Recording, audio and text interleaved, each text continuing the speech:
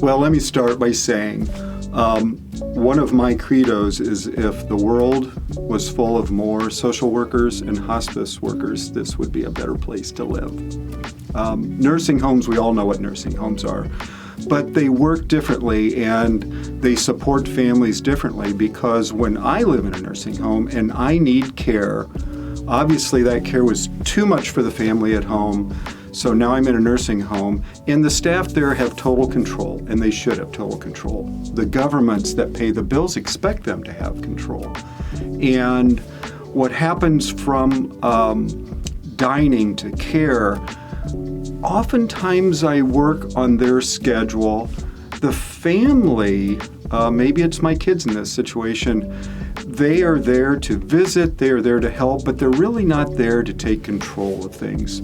Usually people only live in a nursing home for about 2 years, plus or minus. Hospice homes are very different. People may stay there for 2 weeks. Oftentimes it's an end of life period of time where they're trying to manage quality of life and in some cases manage pain. Many times the person living, we call them patients in hospice, many times they are bedbound and they really can't get out and move. Many times they're not even alert. So hospice is really as much for the family members. We can tell a funny story. We have some close friends of the office that run an incredible hospice organization, and they have an inpatient hospice, and much of their work is in homes or in other nursing homes, but they also have an inpatient building. And when we partnered with them to work on that, we didn't feel like we fully understood the highest and best goals of these renovations. So we went down a rabbit hole.